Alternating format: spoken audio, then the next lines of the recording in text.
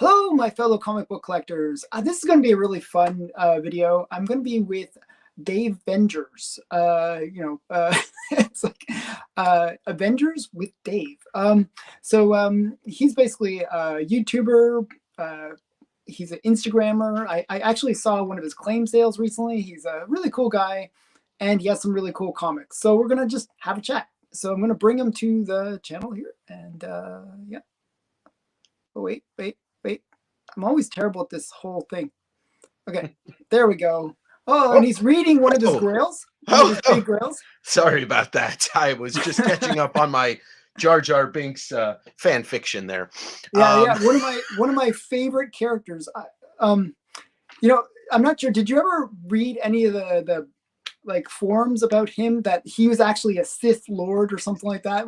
I like to believe it, because what I like to tell people is he's the real Phantom Menace.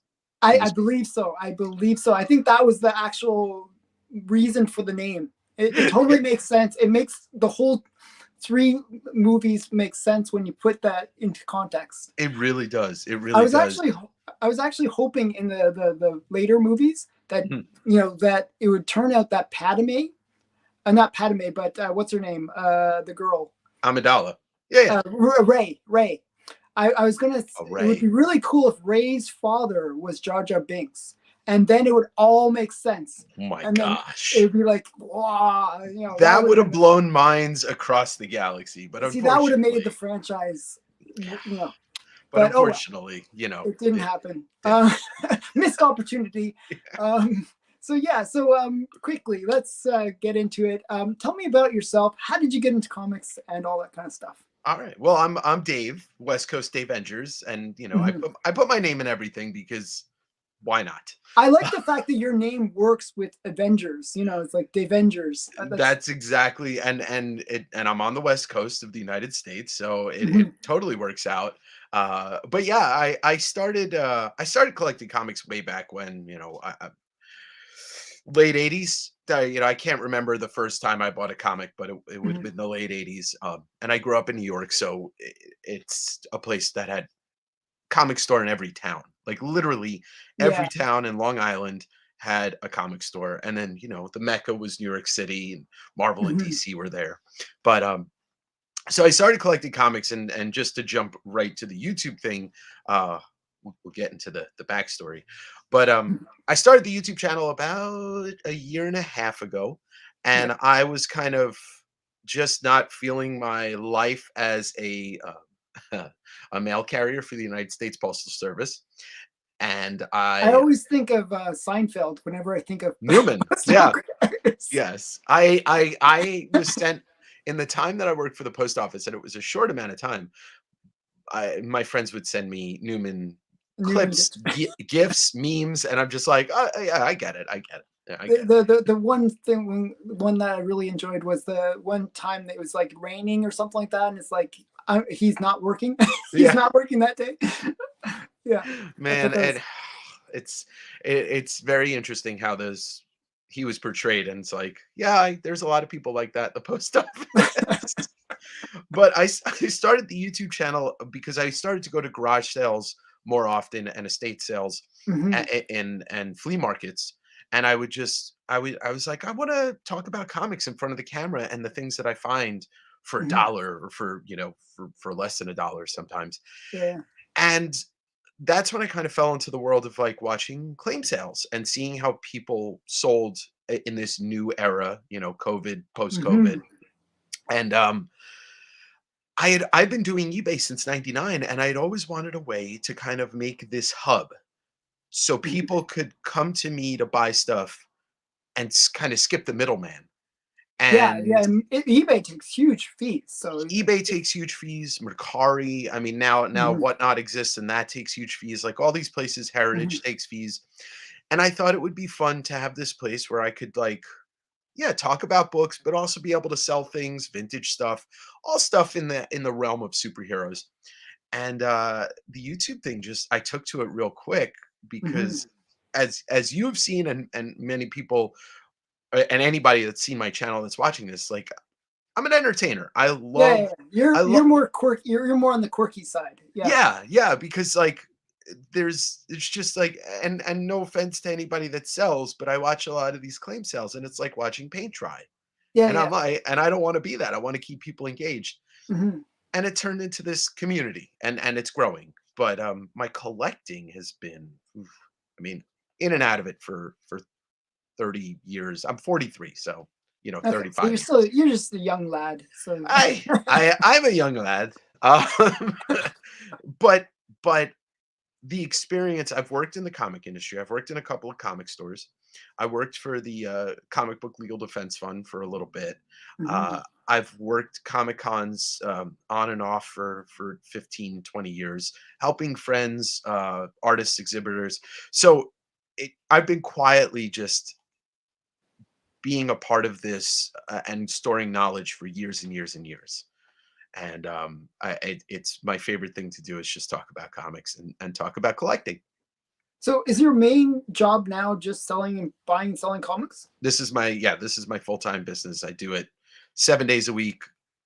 I don't set work hours because I'm having so much fun when I'm Mhm. working. It doesn't even seem like work. So I know a lot of my audience is actually interested in that part of it, the whole Mhm, business side of it. Like, mhm. I'm a collector. Like Sure. it's like selling children, which I do, but I just don't do it on my channel. I was joking. I was joking. But no, I just couldn't sell my books. It's so hard to sell my books. So, Understandable. so I'm curious, how do you make a business out of it? Like, tell me that side of the story. Well, so like I said, I'd started going to frequent garage sales, antique malls, estate sales, flea markets, and I consider myself to be a pretty personable person, so I will just talk to anybody that's selling Mhm. comics, and I'll talk to anybody that's interested in comics. And I realized that, like, when you put as much time into this, and I literally will wake up in the morning and I'll check OfferUp, I'll check Craigslist, I'll check Facebook Marketplace, I'll check all these places. Mhm. You start to be able to buy collections pretty quickly. Yeah, When I mean they're out there. they Yeah, are, there and are, there's a and lot of people that get these collections that don't know what they have really, and they sell them for cheap. or even I've had the experience with that, but I also have the experience with, they don't care about the value as much as getting it out of their house.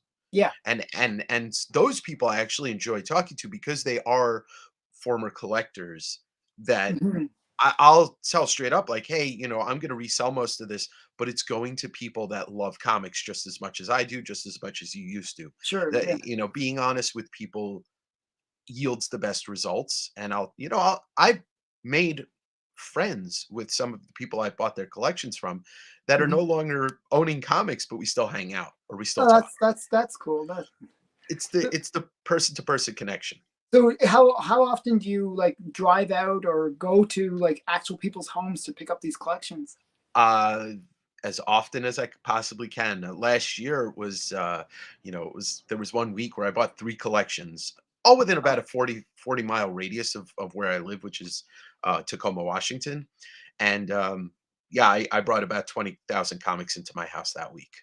Oh wow. Yeah, yeah. So is that where you get like a U-Haul or something? And I haven't had to do the U-Haul yet, but there is a pretty. I'm going to call it the pedigree collection because for my channel, it is a pedigree collection. Mhm. I befriended somebody in Idaho named Jim, and you can actually watch the 3-part road trip episode I filmed about this. He became a fan of my channel. We started talking pen paling. Mhm. He's a year younger than my dad, so he's 74 or 75. I can't remember. So he he told me outright, he's like, "Look, I watch a lot of YouTube channels, and you're Mhm. the only person that seems to be having fun." And I won't name names, but it's some of the Mhm. bigger names in the YouTube Yeah, comic world. We all know that they don't really have fun. It doesn't it's seem a like business for them. Yeah, it's it. different. Right. But it's a business for me, but I'm still having fun. Yeah, Um, yeah. so Jim basically said, "Look, I want you to come out to Idaho and look at these books." And he for a hobby, he would just send stuff to CGC and get it back. And he kind of got tired of, throwing them up on eBay one by one. So I took a trip out there with my buddy Joe, and long story short, you can watch the episodes, but he gave me his entire collection to sell on consignment. Okay. And that was only half of it. I only got half of it so far, and it was So about 20,000 books is half of his collection. Yeah, Wow. his brother who lives in his old house in Montana still houses about 80 something long boxes. Wow. That's Yeah, pretty fun. and yeah, so, that became just this thing where, like, Jim wanted to give me this stuff. He wanted to work out a deal. He wanted me to have this inventory and this content, Mhm. and we talk every week, and he's just such a great person. And I joked on Instagram. I posted a picture of me and him, and he's basically like bald with a white beard, and I'm Oh, like, okay. oh, I time traveled 35 years into the future to meet myself. That's cool. That's cool. So, Yeah. like, what kind of when is this collection from? Is it Golden Age? Is it more modern, or what is it? All the Golden Age Superman stuff came from him.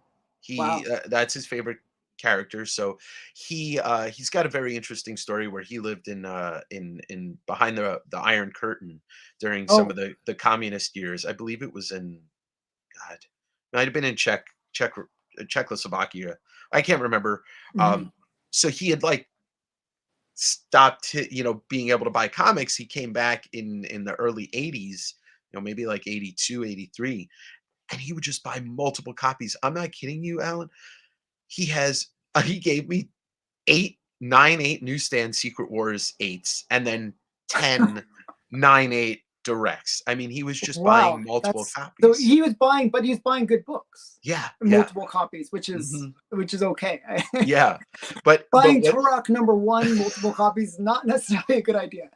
I love I love that Turok 1 is literally the butt of every comic book person's jokes. It's so It, universal. yeah, you know what's funny? I was actually on a claim sale. Like I was watching a claim sale, Mhm. and they were joking. They were joking about like throwing in Turoks if you With that bought a certain amount of comics.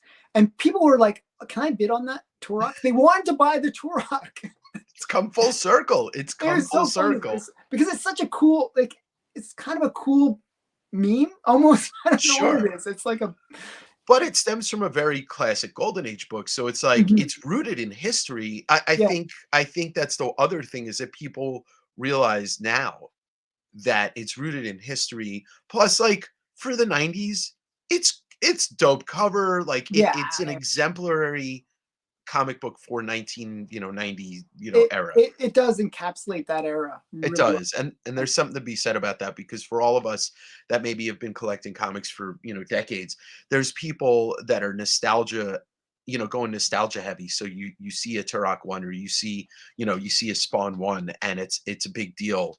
Mhm. Because, just like Mario Brothers, that game was crazy hard, but like when you're thinking about early video games, nothing comes to mind first. Yeah, yeah, yeah. That was to me like, oh wow, that this was like arcade level game at Mhm. home.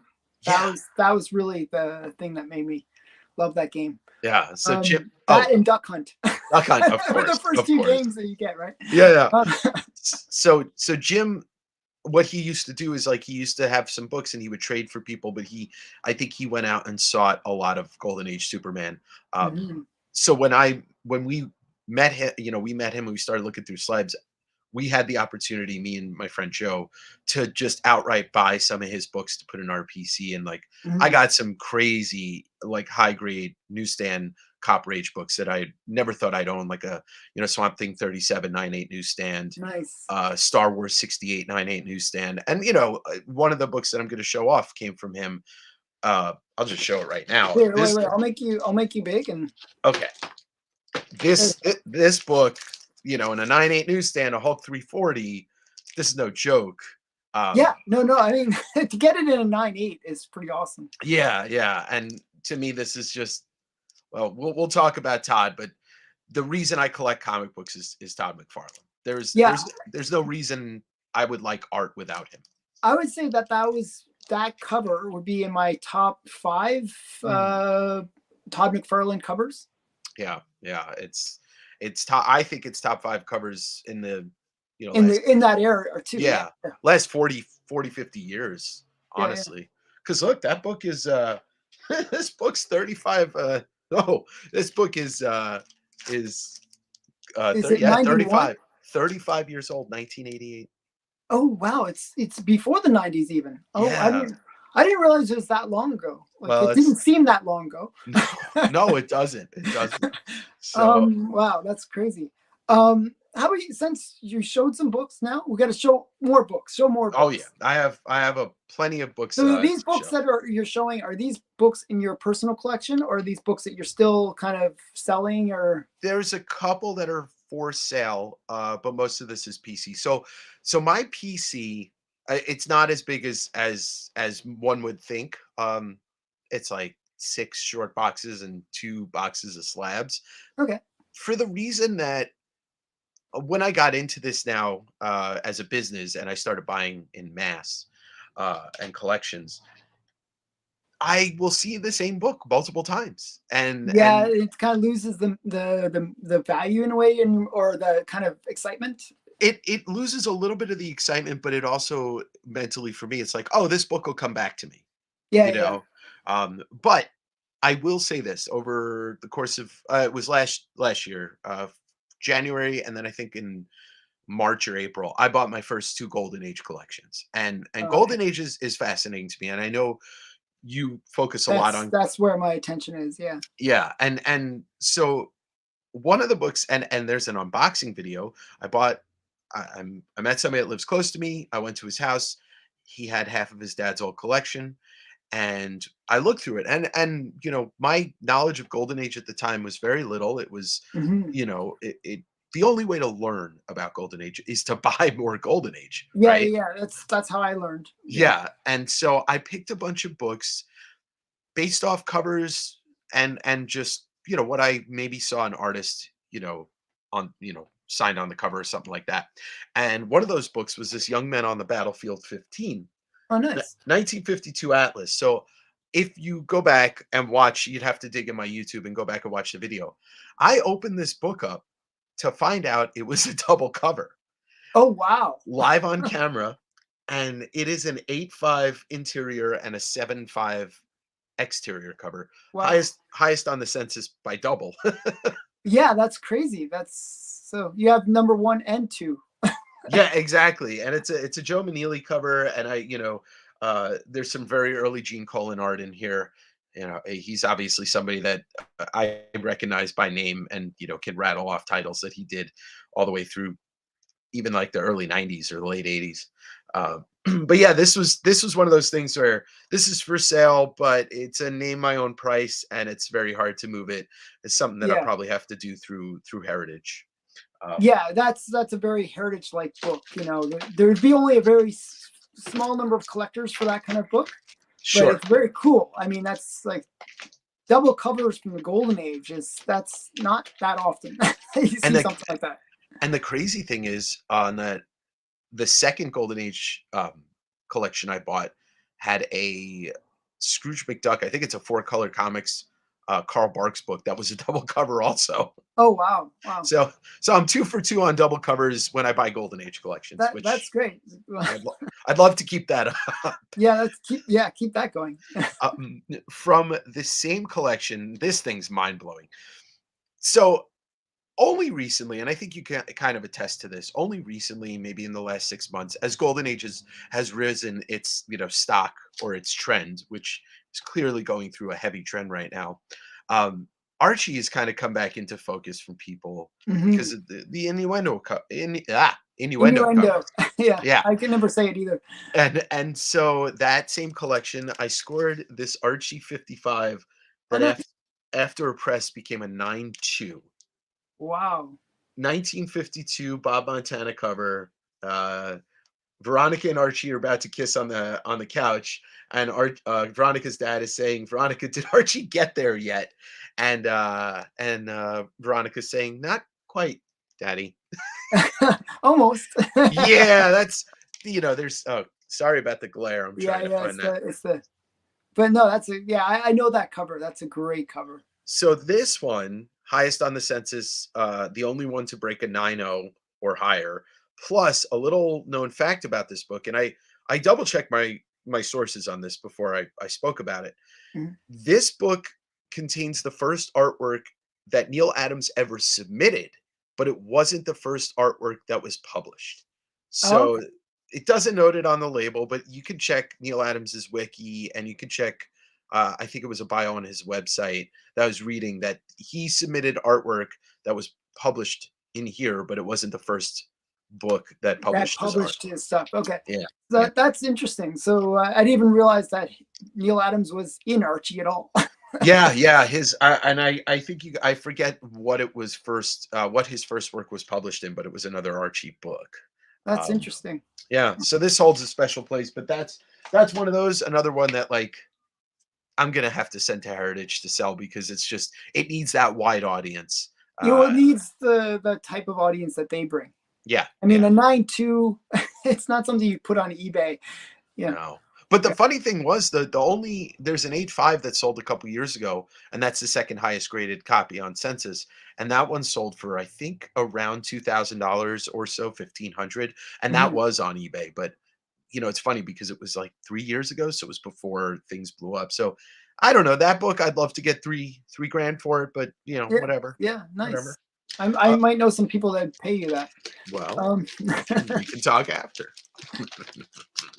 Um, let's do another Golden Age book. So I did buy a couple other Golden Age books back about 2 years ago, and you can see up above me there's a Tales from the Crypt. yep, I see That's that. 24. It got a purple label, but that's something that I've never owned a Tales from the Crypt book, and Hmm. that one came to me naturally. So that's PC. Most of the stuff you're seeing behind me is PC. Yeah, those Just are all great books, actually. yeah, just some books that I absolutely love. Um, here's one that came. This is also I just absolutely adore Wally Wood and Oh, yeah. This Weird Science 22, which I would say is his most arguably his most famous cover on Weird Science, but some people might disagree. And I believe this the last issue of the first volume. I would say the one with him with the aliens is Yeah, the most famous. yeah, that's the one that I would that argued. This one just I love weird things, and this is just like a green glop of death. Yeah, yeah. No, it's awesome. I like Uh, Wally Wood. So yeah, yeah, Wally Wood, somebody that I think probably the first kind of golden superstar. age. Yeah, yeah. Um, and it's funny because when I go back and there's some golden age books that I'd love to get, but prices right now are a little wild. The Frazetta weird was it Weird Fantasy, that classic book. That's probably top on my list just because Hmm. it's Frazetta, and Frazetta is one of those people that I've known about since I was a kid because I used to go to the New York Comic Con and the Javits Center in the 90s, and he's just one of those names that was always prevalent Yeah, yeah, in yeah. that Frazetta scene. is kind of like the I don't know, like the grand master of artists. Like he's like the one that everyone goes to as Hmm. the is the man. And it's rightfully so because his stuff is just he influenced, Yeah. hundreds and thousands of people Hmm. to do things. I mean, Boris I don't think Boris Vallejo would have a career without Frank Frazetta's existence. Hmm. Yeah, I mean, yeah, yeah, yeah. That's a good example. Yeah. Show some more books. Sure. So this is a modern love of mine and Okay. probably my favorite. This not even probably. This is my favorite superhero book of all time. And I think it's the greatest superhero book to come in the last 30 years, Invincible. This is number one, 9-2. But more importantly, I'm on my second reread of the entire series. It's a great And series. Great oh, series. it's fantastic. Hmm. It's everything I could ever want from a superhero series with an ending. Yeah, Like no, they complete the story. They complete the arc, which is Ye great. yeah, and the obviously the animated series is doing some justice to this book, but, as for modern comics and reading comics, I've never had more fun reading, a superhero book than I have Invincible. So this is an important book to me Hmm. for my comics life. Hmm. Get through some more of these graded, I went out and purchased these last about a year and a half ago just because it's like Grail time. You got to get the set. Yeah, yeah, and I have a 50, but it's not graded. I need a better copy. But talk about two characters that have meant so much to me since I was a kid is Silver Surfer and Galactus, and Hmm. these books were never on my radar as a child. It's just not something that 10-year-old Dave was able to even think about buying, but adult Dave was like, Yeah. "Oh yeah, I'm owning these books as soon as the opportunity arises." And I bought both of these raw. Oh I wow. bought I bought this at a store in the Bay Area, Escapist Comics, which is one of the more like well-known Berkeley comic stores. But this one right here, 48, I got it at a garage sale. Oh A- wow. And it's a wild story. And I think one of the things about my YouTube channel is the story behind the books and how I got them. Mhm. And this 48, I saw somebody on Facebook post that they were having a garage sale. And like purposefully in the one picture was an X-Men 2. And I Okay. was like, "Holy crap. Yeah, This yeah. person's selling an X-Men 2 at a garage sale." Mhm. And once again, there is an Did episode they with know? Did they know what they had? yeah, yeah, they Yeah. did. And there is an episode on my YouTube channel. It's like the greatest garage sale ever Mhm. because when we got there and there's there's like I said, there's a whole story. I was able to buy that X-Men. I got a Hulk #4 raw, and it was a Oh mad wow. scramble to look through these boxes. But the guy who was owned the books in the house, Steve, I talked to him. I'm like, hey, do you have more books? He's like, yeah, I have a whole collection that I'm going to be selling. And we worked it out to go back to his house later on that day. And I got this 48 raw. My buddy Joe got a Hulk 181 raw, and Oh I got wow. the X-Men 2. And Steve, who I'm still friends with, I'm not done buying his collection. But I've been back to his house 7 or 8 times and spent thousands and thousands of dollars on books. But Wow. this one was a super important one to me Wow, that's because great. yeah, how often do you have an opportunity to buy a raw Fantastic Four 48 for I think I paid like $1,000, Wow, something that's like that. cheap. That's Yeah, cheap. exactly. And the X-Men 2, I think I paid like $400 for it. So Nice. Nice. yeah, and to go along with that, another book that was never on my radar as a kid, but it's such an important Yeah. book is the Silver Surfer 4. To me, that's a classic cover. It's just, and that's really the only value for it too. Is it's a classic cover. Yeah, I've actually had a coverless copy and I read through it. It's kind of a dull book actually. Uh, but this is like when you talk about templates, right? Like Mhm. something that shapes artistry and something that shapes, a design. This is it. Like all due respect to AF-15, all due respect to Fantastic Four 1 and X-Men 1. Marvel Comics can be summed up by this cover. Like Yeah. this is it. Like it is perfect in its design, and it's a classic artist, John Buscema or John Buscema, however you say it. Yeah. But this is like if somebody said to you what like, or if somebody said to me what Marvel comic is the example of all Marvel comics, it's this Yeah. Yeah. cover, Yeah. you You know know. what? I didn't never notice this before, but I noticed it now, and I'm gonna comment one thing about this cover. Hmm. Does it look like the creation of man?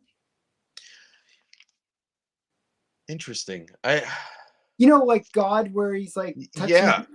Doesn't it kind of look like that? Oh, Yeah, like because the hands coming yeah, down yeah, like yeah, this. And you know what? He could have been looking at that because you're talking about one of the most famous images, yeah. ever I ever just put. noticed it now. I just like I never noticed it before. I have the book. I've looked at it like a lot of times. I just never noticed it until now. It's Surfer's arm. Yeah, yeah. I see it. I see it. Yeah, it's kind of weird. The image is in my head, and maybe I don't know how. Are we live? By the way. No, we're not live. Live. Okay. Well, if you do any post edit, you could always put that up next to this. Oh yeah, yeah. I'm Yeah. I'm too lazy to do post edit. So you're asking too much. Well, it's really funny on my show. Like editing for me is it's time consuming, right? But Mhm. it's cathartic. I love puzzles, and it's able to like when I shoot a video, I'm able to do some stuff in the post edit that kind of Yeah, gives more to the it narration. gives you a little more depth. Yeah, I get Yeah, yeah. So well, just a thought. But just a uh thought. and then these last two slabs, because the other stuff I want to show you is either raw or actual or is original artwork.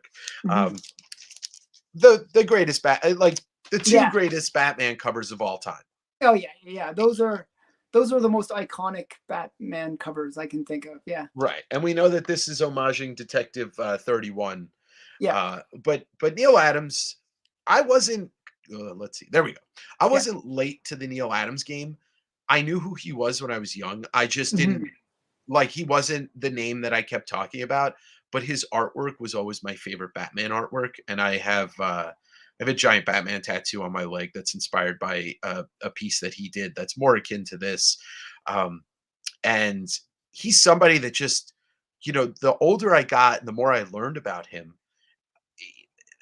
the man is one of the most important figures in comics of all time, and he is so important for so many different reasons. And shaping Batman is in my, one of those top reasons. But Mhm. getting into the creator rights, the artwork, spearheading, trying to kind of get Kirby's artwork back to him, and all that. It's just he was the loudest guy in the room. He stood up for so many people, Mhm.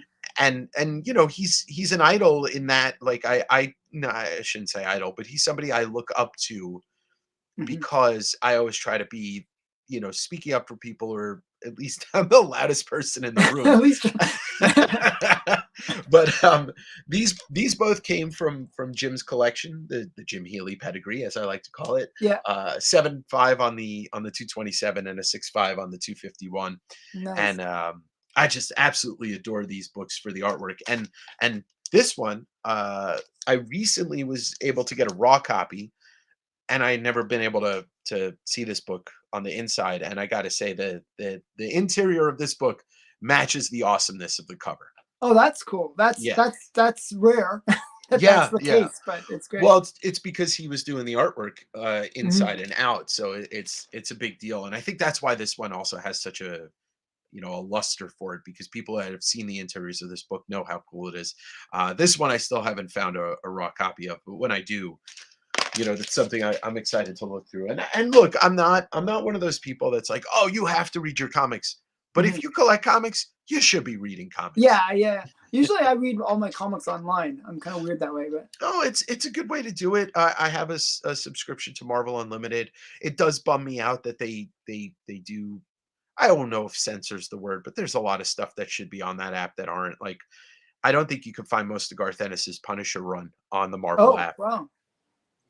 So I use other sites. Mhm. Fair enough. And I look, I there was a time where I pirated full runs of comics because I had a Mhm. huge desktop Mac, and it was so Mhm. cool, and I reread all of Fables all the way through. Mhm. I've done some crazy stuff. Like, I read every book in the Civil War crossover within Oh, 2 wow. weeks, and that's like 137 books or something. Yeah, there's so many books like that are tied in and it's like all Mhm. over the place. Yeah. But I'm a completionist, so, like, I Me can't too. just read a piece of a story. Mhm. Last year, I reread all of Spider-Man, Ultimate Spider-Man, from first issue all the way till Secret Wars. So, like, through the Miles run and all that. I felt like I was going crazy after a while, but it was a fun read. That's cool. Um, so I want to talk about. Well, I'm going to throw this book up because I know you saw the video that I did on this, and this was a very recent pickup for me. Oh, That is yeah. I a was shocked when you got it. Like, it's a great book. Me too. It's a Tech 140. Um, Funny story about this. I was sitting at the kitchen table, having coffee with a friend that I haven't seen in a while, and like I said, I'm diligent about checking the the apps that I find collections and stuff on a hourly basis, half hour. Mhm. And I saw somebody post it. It just said Batman comic, and I noticed the cover, and I just flipped through the pictures, and I'm like, oh, this is something. And I flip back to the cover, and I'm like, oh, like, my brain caught up with my eyes, and I'm like, "Oh, yeah, that's the first Riddler." Yeah. And Yeah, yeah. so the person who posted it and said something like, I have an ec ef equine vet bill to Yeah, pay yeah, yeah. You for. were saying it's a horse A thing. horse, yeah, as a horse, they had a horse vet bill. And so I messaged the person, I'm like, "I'd love to come take a look at this." And a little tip for anybody buying off any of these, internet sites where it's an Mhm. in-person meetup. If you're the first person in front of that collection or that book, you have all of the buying power. Mhm. There is no draw, like, you are able to look at that book first, you get to see it, You get to say yes, you get to say no, or you get to say, how about this? You know? Yeah, yeah. And so I wanted to be the first person to look at this book. And it was a little bit of a drive. It's like about a 45-minute hour drive out in the middle of like not central Washington, but central Western Washington. Hmm. And so I went to the person's house the next morning, and they lived on a horse farm. So, I knew there wasn't a lie. There wasn't a lie about that. Yeah. And they had found this old box of books in the attic.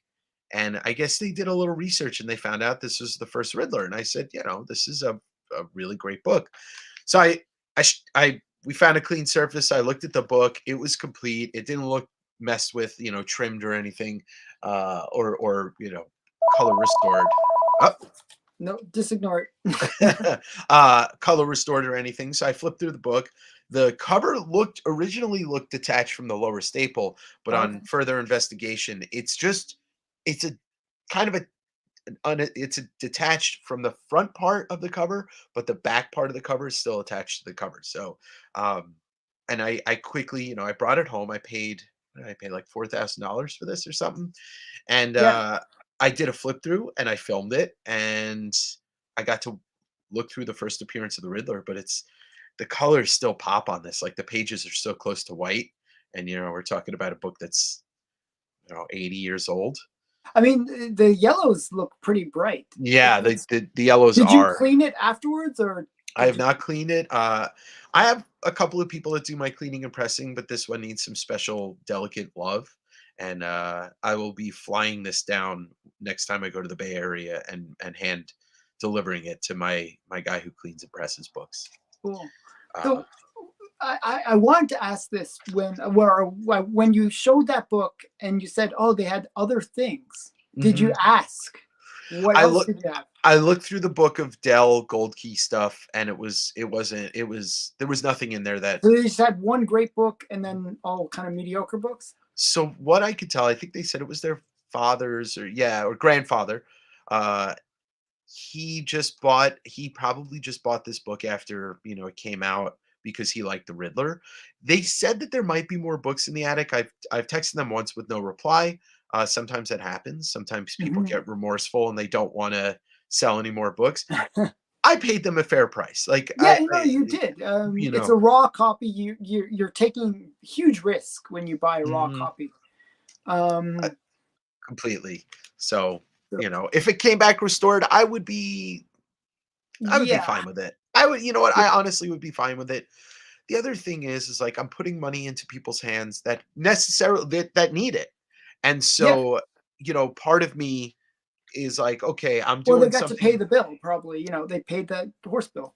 exactly. So, and I'm getting something out of it. Clearly, Mhm. it's the gamble of buying that book, but it's, the way it was stored, the way it looked. I'm like, yeah, this is an honest person that really found this book in the closet. Mhm. Um, so yeah, that book I think will PC until Yeah. I don't want to look at it anymore. Yeah, I know. It's a great book. Yeah. It's Um, okay. Yeah. So yeah, you're going to show some. sure. This is another one that I'd been seeking for a while, and everybody slabs their copies, and I do not want a slab copy of this. This is Oh Stan yeah. Lee's The Secrets Behind the Comics from I think this is 46. I know there's a date on it. Let's take a look on the inside. This is something that I don't it doesn't have a date, but I know it's in the 40s. And this is before Marvel Comics. Yeah, I've seen that book a few times, either on Heritage or on eBay. Yeah, it's an interesting one. It's not the most exciting cover, No, not at all. But but but it's an interesting book. it's an interesting book that has a ton of history behind it. And the thing that really excites me is to look through it on the, I'm going to do like a little flip through on the channel. Hmm. But the other thing that really excites me is that one of the that he published it out of his apartment, his brownstone in New York City. And Cool. I'm a New Yorker, and I worked in Manhattan and lived in Queens for a bit. And so this is just like this is a piece of comics history that actually has an anchor to it. Like we know where it was published, we know, and Yeah, so we so can use a time machine and go stalk him at his house. exactly, Perfect. exactly. And it's just, it's Stan Lee, and I'm half, I am split on Team Stan Lee and Team Jack Kirby, but Yeah, yeah. without either of them, none of this exists. Yeah, None of it. yeah. I love them both. I think Yeah. they're both great. So Yeah, Stan Lee's the greatest marketer of all time. yeah. That's, he is the hype man before hype men were hype men, you know? Hmm. So that's that's something that I picked up from a friend. I just wanted a raw copy. Like I had no interest in having a slab copy of that because it's such an interesting book. Um, Hmm. Another one that has a fun story behind it. I'm a big Spider-Man fan, and you might be able to tell. Yeah, yeah. Uh, um, but last year I had a garage sale, and it's something that my parents when I grew up, my parents would have garage sales not every summer, but every couple summers, and I'd set up and sell some of my stuff, and I'd always make way too much money selling Hmm. toys and Hmm. cards and stuff. So I had a garage sale last year, and lady comes to my garage sale and she says, "Oh, you're a big comics person." I had a couple of, Hmm. like 7 long boxes of dollar books out. I was like, Hmm. "Yeah, that's what I love. I love comics." And she's like, "Oh, I have a couple of comics in my house and they're old. I know there's a Spider-Man one in there and there's a couple others." And she's like, "Would you like me to bring them by?" And I said, "Of course." Thinking to myself, this lady's not going to she's not going to come back. Yeah, yeah. 2 hours later, she shows up on my driveway with this. Oh wow. An Nice. Amazing Spider-Man 6. Nice. First Nice. Lizard, and she's like, "So, I know this is an early Spider-Man, and I'm sure this is worth a little money." I'm like, "Yeah, it's the first appearance of the Lizard, and he's one of Hmm. the original Spider-Man villains." And she's like, "Would you like to buy this?" And she had some other books that I swear it was like quarter books, but then there was this. Hmm. It's the same idea as this. There's just Yeah, one yeah. good book, Yeah. and I ended up buying it from her for $300, and Not it's bad. yeah, it's like a 2.5, a 3.0, and Yeah, yeah. I figured it's like a $500-$600 raw book without thinking about it, and she was fine with that. She's like, "That's great." She's like, "I'm happy it's going to a good home," and for me, sure, great book. Mhm. I don't own any sub 50 Spider-Man. Oh no, that's a lie. I don't own any sub 10 Spider-Man because they're books that are around. They're easy to find, and when I want to Mhm. buy one, I'm gonna buy one. Yeah. But to have this show up at my house when I'm having a garage sale selling comics, Yeah, it's an that's very interesting. Yeah. yeah, it's just Are you ever tempted to say like I'm always a negotiator. I always try mhm, I always try to get the best price. Are sure. you ever tempted like somebody brings in a big book like that Mhm. and they say you want to say, "Well, how much do you want for it?" so that you can get a better price?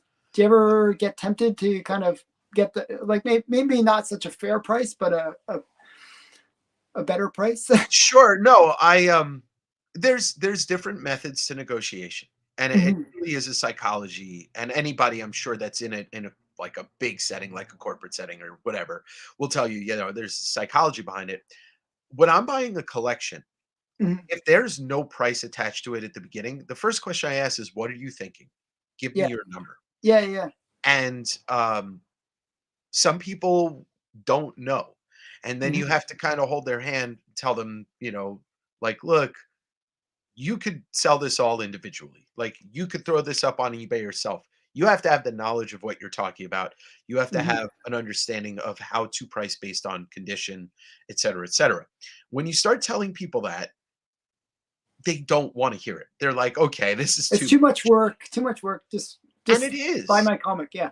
Yeah, and it is. So if a person has a price in mind, but when it's something like this where it shows up on your driveway, I don't want this lady, coming back to my house and being like, you ripped me off, Because you because gave her a fair price, in my opinion. I exactly, think. exactly. Yeah, yeah. And I tell people, look, you could take all this stuff to comic stores, they're gonna give you pennies on a dollar Mhm. because they have overhead. They have Yeah, to pay for things. I don't. I live in my office. Like this yeah, is my yeah. office and this is my house. Mhm. So, but certain people get certain numbers thrown at them if I feel like, look, this I'm gonna give you a fair deal because this is a really expensive book anyway. Mhm. But for example, there's somebody I buy from who kind of like uh I don't know if he's like a junker, but he buys stuff from other people and kind of helps them out, like clears estates and stuff. And I was there. There's a very, very awesome video that, of course, once again, I did it live, but I bought a collection from somebody, only seeing 2 books, and it was, the Batman, that Neil Adams 226, Yeah, um, yeah, or 251, sorry. It was the yeah. raw Neil Adams 251 and an X-Men 96, and he had piles of comics, and I said, I saw those 2 comics, and I was like, "I wanna buy everything. What do you want?" And he's like, "Well, make me an offer." I'm like, "Do you have a number in mind?" And I Mhm, said to myself, "Whatever he says, I'm gonna say yes to," because for 2 reasons. I know it's gonna be a good deal, and I wanna keep buying books from him. And sometimes in my the way I do things, if I'm buying books from somebody on the regular, I'll usually say yes to whatever price they have in mind. That'll get me back in the door looking at more books more often. mhm. And he had said 600 bucks. Just so happened to be before I went to his house, I pulled out exactly $600 from the ATM. Oh, wow. So And that so worked out perfectly. exactly. I get home and I unbox that, and you can, like I said, you go. I'm gonna keep talking about these videos because we're Yeah, you YouTube. know, no, go to everyone, go to his channel, subscribe to his channel, watch all of his videos. Yeah, That's my I plug. Okay. I did I did it live, and I start pulling out pieces of the Claremont run, and I pull out a 94, an X-Men 94, and everybody in the chat, because I did it live, is like, "Oh god," and you see me get to a couple of, like, giant-sized books, and everybody's like, "Oh, no."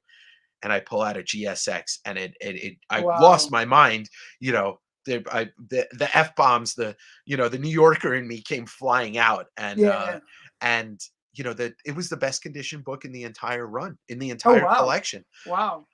Pulled out about $10,000 worth of books out of that $600 I spent. That That's yeah. I mean, well, sometimes when they show some random ones and those ones are big books, the rest might be like the same right. way. Yeah. And so that's part of the negotiation, is just to know that, like, let your intuition decide how you should, you know, throw your money around. And Hmm. and then sometimes a negotiation just goes like, I walk. And that's also a powerful move to do, because if you tell the person you're willing to spend X and they won't meet you at that, and you walk, they can't find anybody else. Who do they come calling? You Yep. know? Yeah. Do you ever find that they give you a call back, like that Yeah, it's they happened. rejected you, but then you get the call back? There was a big collection, and let's tie that into the next book I'm going to show. There was a collection that I looked at. Um, it was like 15 or 16 or 20 long boxes. And I went to the guy's house, and we had a really nice conversation. And I'm looking through his books, and I hit like the alphabetical order, and I hit Albedo, and I was like, huh, Albedo. And it's Oh, like wow. one, and then it just kind of skips to like six. And Uh, I'm looking through the rest of that box, and everything else is in there from like whatever run it is. It was an Alpha mhm, Flight run next.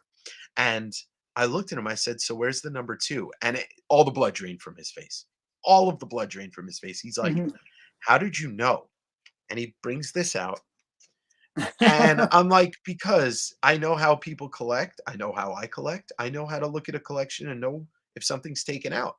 Mhm, And so he said to me, he's like, "Well, I didn't know this was an important, or a book that was worth money." And this is Albedo number 2, the first appearance of Usagi Yojimbo.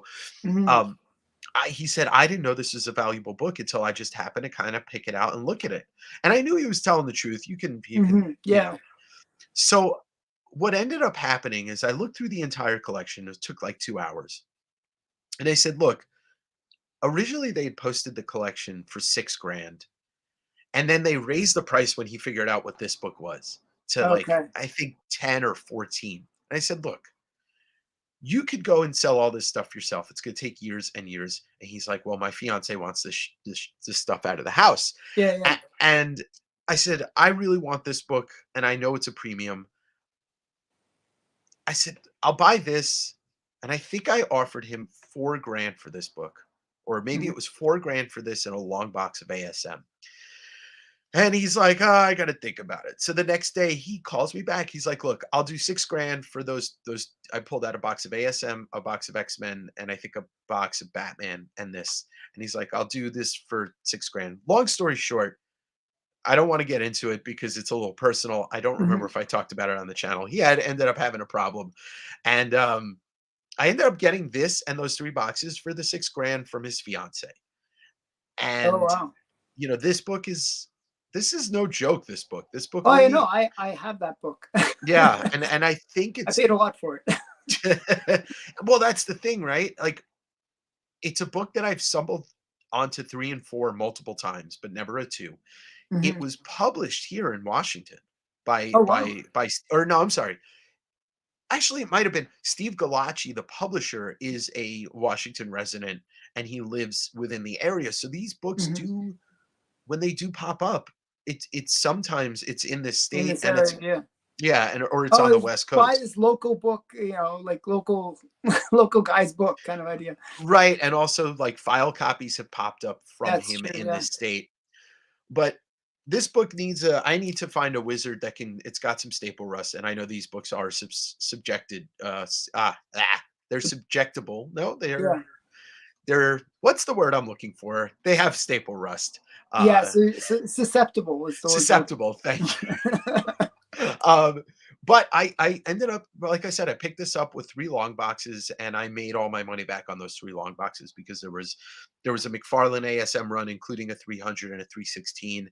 There Okay. was a load of Mark Jewelers in there, and, my area is probably the highest concentration of Mark Jewelers throughout the country because, Is a military base or something? yeah, Washington is home to, Joint, Lewis McChord, and Oh, it's okay. the biggest joint base, I think, in the US. Um, so, yeah, I get to keep this. So that So was, is that a PC book for you?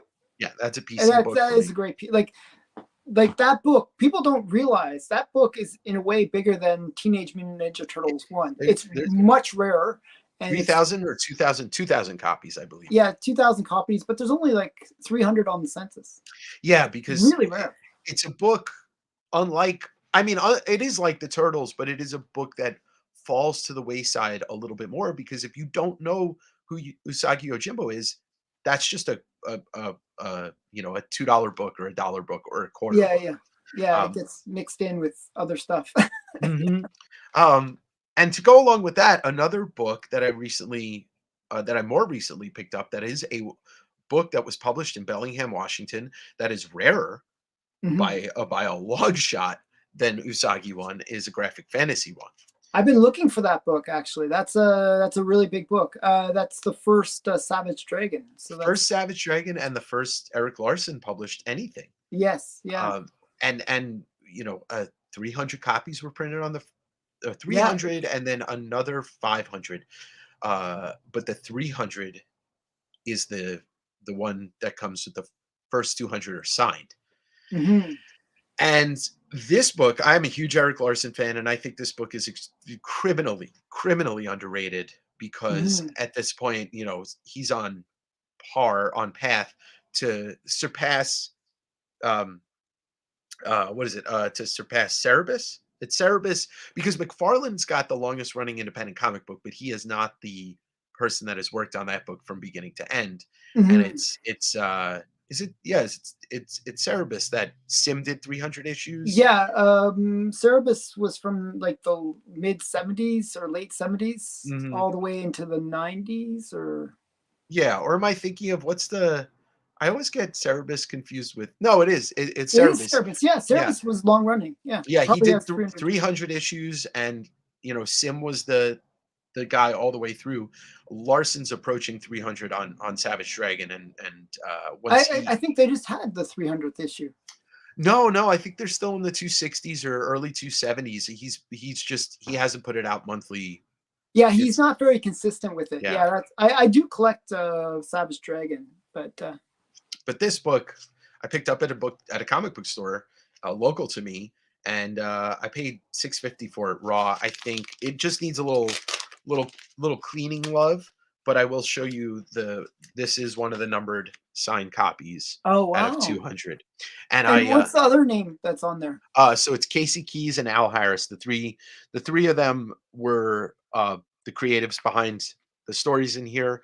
They Okay. printed it in Eric Larson's dad's in their house. His dad had a printer. Oh, Um nice. So they and they were printed like I mean like on a printer.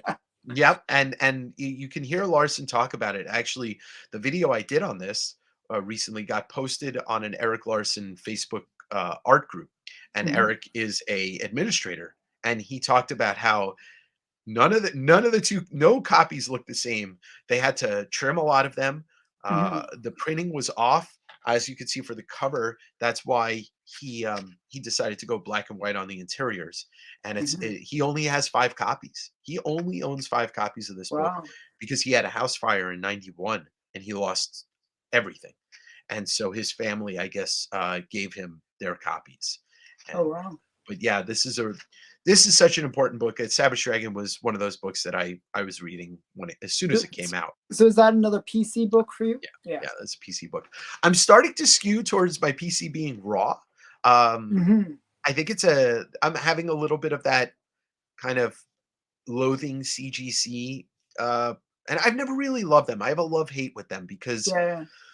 as a seller, I need to have books slabbed because that's how you make, a little bit more money and people Mhm. prefer it. But and as a preservation thing for Golden Age and Silver Age, but like I don't want anything. I really don't want a lot of books slabbed in my collection in the last 45 years. Like I'm going to show you 2 books that probably should be slabbed, and they're huge books for me. One of the most important characters in my collecting life and Oh, my nice. is oh, there we go. Uh Caliber presents #1, first appearance of the Crow, and Crow #1, first print, the first Crow story by James O'Barr. And do you have Dead World as well? I don't own that issue yet. I've Yeah. come across almost every Dead World issue in the wild except that one. It's only a Mhm. matter of time. It's Yeah, only a yeah. matter of time. Oh, there we go. So The Crow, I did not read it when I was a kid. I saw the movie, and the Mhm. movie had such an effect on me. Yeah, I One really of liked the movie too. I yeah, I was a big Crow fan. It's such it's such a well done movie, and you know we there's obviously the dark cloud on it because Brandon died while making Mhm. that movie, but Yeah. he was so good in that movie, and the soundtrack was one of my favorite things of all time. It's still Yeah, one of my yeah, yeah. favorite soundtracks. It's just right time, right place. But I met Obar James, I think 2 New York City Comic Cons in a row. And Oh, wow. I was a late like when I was 13, I looked like I was 10. And when I was Mhm. 15, I still looked like I was 12. Um, but he was such a nice person and it left such a mark on me. I got a couple of posters and comics signed by him, and it never dawned on me to track down these books because it wasn't a thing. Like I wasn't looking at back issues when I was a kid. I was just collecting stuff new as it came out. And I recently picked up the Crow 1 through 4 set at a store for a crazy price of $175. Wow, 1 through 4. 1 through 4 first prints for $175. Wow, that's crazy. That Yeah, is yeah. it's I mean, wild. number 1 has gone insane recently. It's just I really I climbed. know. But what's a shame is that this book still hasn't hit its pinnacle. Like Caliber Presents #1 is so criminally overlooked. Mhm. And so I bought a copy of this off Craigslist maybe like a year and a half, 2 years ago in Seattle when I was still living there. And then like 6 months ago, I found a copy at a swap meet flea market for $1. So Oh, yeah, wow. kind of That's a evened it good out. dollar. That's good. Yeah. Well, when you think about it, if you don't know what you're looking at, you don't know what you're looking at with Well, this it's the book. back, right? It's the Yeah. Yeah. It's the so back. for people that are not aware, it's the first appearance because the crow's on the back cover. Right. And there is a crow story There's in a crow here. story inside, but yeah. Yeah. So and I've read the graphic novel. The graphic novel, the first story that he wrote is it's such a gut punch in the best and worst way possible, just like Mhm. the movie Yeah, is. yeah, yeah. And it's just one of those books that I think people should read. And one of the things that I do want to mention, so I have 3 shows on YouTube. I have my Wednesday, which is called West Coast Wednesday, and that's my claim auction, my Mhm, claim sale, mhm, which I'm off this week. Then Sunday morning, I drop a video that's taped, much like when you do one of your drops, that mhm. you talk about books instead of having somebody on. And then Sunday night, I have a show appropriately called Sunday Sit Down, and it's a live show which can range from interviews, but every month I do a book club, Okay. and I encourage, like I pick out a graphic novel, something that's a finite story, and I ask people to read it, and then we have a discussion. This Sunday was Weapon X, Barry Oh, Windsor okay. Smith. Okay. Interesting story. I think it's the greatest Wolverine story of all time. Hmm. But The Crow is going to be on. That's going to be one of the books that I do this year because it's just for all of us that know that character, that story, or that movie. Hmm. A lot of us have never read the first story, and so I want to encourage people to keep reading because without people reading their comics, we don't have the comic industry in the way we want it. Yeah, yeah. You need that tangible book to be read and appreciated, right? So, Yeah, yeah. So I just wanted to mention that I do have one. oh, I one have more. three more things to show off. Okay, show your last. We gotta run it. We gotta cut it soon. So, Okay, all right. but I'll let you show There's your last few things. Okay, this is going to Heritage soon, but this is something I picked up very recently in a trade that I shouldn't own this. This is an original page from Marvel Spotlight 6, the second Oh appearance of wow! Ghost Rider, Mike Plug art with the transformation right there. Oh Um, nice. yeah, this I've already talked to Heritage. They're going to put this in their signature auction. It was nice to own this for a little bit, but for the money that it's probably going to go for, I want it to go to somebody that really wants to own Yeah, this this is page. something where it's like, oh, retirement kind of. It's like big money. It's very possible, and I'm not old enough to retire, but I'm old enough to start putting away for retirement. Yeah, yeah, yeah. Um, this came to me in a trade for an ASM 129.92 and a GI Joe 9621 newsstand. Sorry, GI Joe 2196 newsstand. So two big books that you Two trade. big books for somebody that doesn't care about original art. Hmm. Um, and then the last thing I want to talk about and show a lot of the basis of my channel is, and a lot of the basis of why I collect comics and appreciate art, as I said before, is Todd McFarlane. I have a Hmm. saying that people might know from hearing it come out of my mouth a lot. It's see Todd, buy Todd. When you see Todd, you buy You Todd buy time. Yeah, yeah. because everybody's been influenced by him in their collecting over the years. If you have a pulse. Hmm. And so the couple of books I want to show off, and then the last piece I'll show is a original piece of art. This is my original copy of Oh, Coyote 11, yep. which is the first First art. by Todd McFarlane. Yeah. Yes. And so I had Todd sign it years ago, and he opened it up and signed it on the page. And like he was so happy because at this time, this is like 12, 15 years ago, nobody really knew about this book. That it was only maybe about, I'd say, like 4 or 5 years ago that it became Hmm. on the radar, kind of for people to collect. Yeah, Yeah. So I it had, was a I had dollar bin before that. Yeah, even if that, maybe a quarter bin. But yeah, so that was my personal copy that I had gotten signed by him, and along with that, just one of the most important books in independent comic book history. This is my original copy of Spawn One that I also Mhm. got signed by Todd, and no collection is complete without this. Yeah, I think everybody has. It's like one of those books that everyone.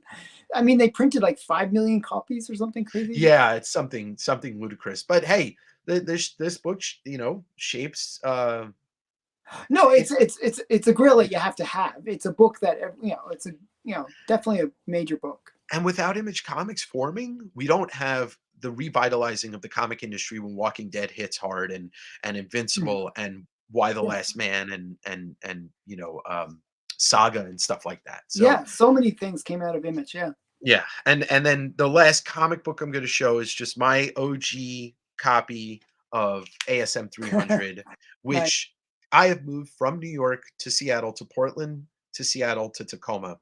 And the short box that went with me on that entire journey was a short box of my entire McFarlane ASM and Spider-Man and Spawn run that I had Mhm. had since I was a kid. And so this thing just I mean, obviously, we know why it's important and how high it's held as a modern comic or a copper comic, but this book just means so much to me because it's been with me since 19. I probably bought this copy when I was 14 or so. Nice. And it looks like it's in still really great shape. Yeah, it is. It is. Somehow I managed to not mess this thing up, dragging it across the country multiple Mm, locations. And nice. finally, the thing I want to show, which is the most important thing to me in my entire collection, bar none, the third time or fourth time I met Todd, it was at a signing at the NHL store. He was releasing like the NHL figures series, 12 or something. I worked in Manhattan, went to the signing. There was like 20 people there. It was amazing and sad, but I was online, and as soon as I got up to him, I said, "Hey Todd, I know there's not a lot of people around. Um, do you think it'd be possible? And I know you don't love doing sketches. Do you think you could do a sketch for me?" And I brought my sketchbook, and he looks around and realizes he's got maybe like 10 people left. He looks at his son who's sitting there playing like his Game Boy or whatever. Mhm. He looks at me, he's like, "Do you mind?" And the kid just looks up from his video game. He says, "No." And I got him to do a full Oh, Venom wow. head bust. And Nice. this thing, I mean, like, this is a priceless item to me. This will you'll pry this out of my cold, dead hands. Um, I'm So is so he a quick is does he do things quickly or is he no, not at all. This took like 25 minutes. Oh, wow. Yeah, like, he put a lot of thought and work into it, and because there was nobody there, he didn't really, like, he didn't care. Like, he was so nonchalantly okay with doing this. And Wow. this is I'm so terrified to just cut this out and get this, like, cut it Yeah, out of the you per almost feel like, yeah. yeah, like, I don't wanna give this to somebody to frame. It's been in the sketchbook since 2009. Oh, wow. Yeah, so I got this that, I can't believe it was that long ago, but I double checked the date before, we went live just to make sure it was 2009, and yeah. 2009. Wow. Yeah, so this is something he doesn't do sketches. It's no, his original art pages go for hundreds, sometimes, hundreds of Yeah. thousands to half a million. And so this is the closest thing I'll ever get to owning an original. This Todd is an original McFarlane. Well, piece. it is an original piece. Yeah. Yeah, but it's the closest thing I'll ever get. I'll never, have the money to buy an original page, Mhm.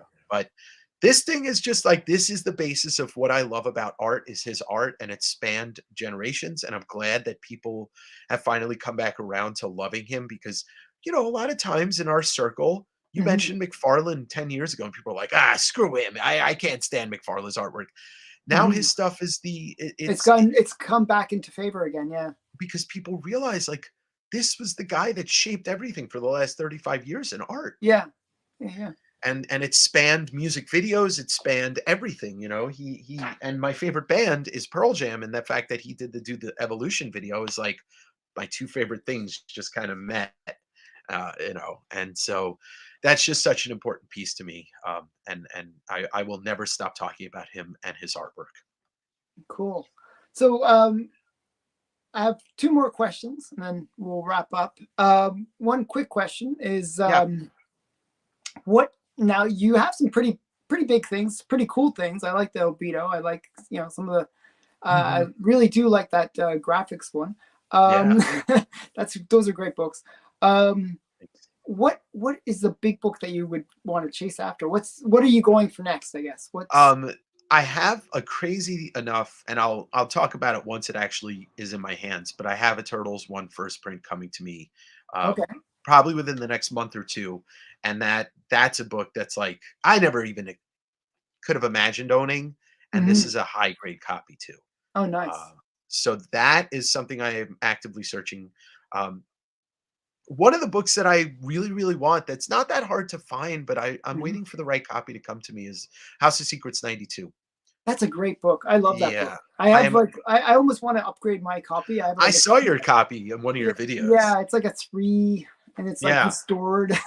I It's like Bernie's in my top he's my Mount Rushmore, Bernie, and mhm. and I own a ton of Bernie rights and stuff, but that book, I had a chance to buy a lower grade copy, and I took too long to say yes, and it was gone. Yeah, yeah. Um, that book to me, that's the DC book that I want that's obtainable. I'd love to have a Tech 27, and, Yeah, yeah. I think uh, everyone does. Um sure, but Bernie is, my top 5 in my Mount Rushmore, and, I'd love to own an AF-15, and I'm just waiting to find one for a dollar at somebody's garage sale. because Yeah. it'll happen. Like that'll happen. Um, you know, Just keep on believing. It'll happen. exactly. And another grail of mine, one of the things, and I'll just say it. Like I'll jump into it real quick and be real quick about it. The crux, the basis of my collection is to own every single piece of published art of Todd's, and I Okay. have almost everything pre-image, but I did put a little sidebar collection. I want Mhm. every single one of his books that exists in a Mark Jewelers. Oh, And wow. so I have a Nice. lot of the big ones, but Hulk 340 still eludes me. Mhm. And luckily, this does not exist in a Mark Jeweler, so I don't have to worry. Yeah, that would be really expensive, I would imagine. Yeah, they didn't do double-sized issues as Mark Jewelers, so you never have Oh, to worry okay. about that. So that Hulk 340 Mark Jewelers doesn't matter the grade. That's also a book I'm seeking out. Mhm. Um, but honestly, it's just like when stuff shows up, it's like, oh my god, I didn't think I was going to ever own this. I'd love to own some of the really big golden age, pre-code horror stuff, but that stuff's so trending right now. It's really hard to pull the trigger on Yeah, on it's a hard to lot of give it. up, yeah. Yeah. So that House of Secrets 92 though would probably be the top uh, grail that I'm really looking for right now. Mhm. Getting that in a high grade would be nice. Yeah. Yeah, like a 6 to an 8 without spending thousands and thousands and thousands. Yeah, yeah. It's hard to do that though. Yeah. But so yeah, so you mentioned many times actually in this interview about your channel. Yeah. Uh, so quickly, I'll get you to say it and then I'll say it again. But where do people find you on YouTube and where do people find you on Instagram? Sure. West Coast DAVEngers on YouTube. I actually have a custom URL. It's just youtube.com/West Coast DAVEngers. Mhm. And once again, every Wednesday is a claim sale. Sunday morning's a video drop, and Sunday night is my live kind of just discussion show. And we're getting you on at some point. And it's just part of building this true community. And in line with that, I do have a Discord, which something I was very unfamiliar with, but I was convinced by a lot of my friends and channel subscribers to do a Discord, which Mhm. is basically a continuation of the chat room that happens in a live show. Mhm. And so that's fun. And I'm on Instagram, West Coast Avengers. I'm on So you'll have to every give me the Discord link and I'll put it in the description as well. Sure. Yeah, yeah, yeah. Everything I have is under West Coast Avengers. My eBay store, my Discord, Instagram, and obviously the YouTube. And one other thing that I'm going to be announcing completely, uh, I'm doing an online Davenger Con next month. 2 days of selling from friends and trusted sellers, Mhm. panels, and just all around comic book fun for 2 days on the YouTube channel. Oh wow, that sounds like fun. It's That's a daunting task, but I'm excited to put it together, and we're gonna be doing a charity raffle. I have 2 charities that I'm gonna be supporting, and so it's gonna be this thing that I'll be going for 16 hours over 2 days. I'll be dead, but it'll be fun. cool. So what? Just as an advice to my audience, Yeah. buy at the very end when he's a little loopy and he doesn't realize what he's giving away. That is true, except all the good stuff's gonna go before. Well, but, I appreciate you having me on this. This is, I Oh appreciate yeah, also, like, shout out Big B for connecting us, Big B yeah, yeah, yeah. McFly. That's true. Yeah, So yeah, yeah. so thanks again for coming on the show, and yeah, we'll have to do this again. Like Please. I'm trying to do part twos with a lot of people because, you know, it's there's so much to see and so much to talk So about. much to talk about, and Yeah. for me, it's nice to take the passenger seat for once and not have to be the person initiating the interview, Hmm. because it is like my channel is, I go full force, and Hmm. a lot of energy and a lot of craziness. And if you like, if to your viewers, if you have a sense of humor, my channel is a place to hang If out. they're watching my channel, they probably don't have a sense of humor. Oh, I love that though. Like, you have to have that yin and yang. yeah, yeah. No, it's good. I'm the straight man. Yeah, I'm the wild man. I'm the wild card. You never know Yeah, what's yeah. gonna happen. I create characters actually on my channel, parody Mhm. characters. So, if you're a big Comic Tom fan, you may not like my channel. Okay, well, thanks again. Of And course, thank you. bye, everyone.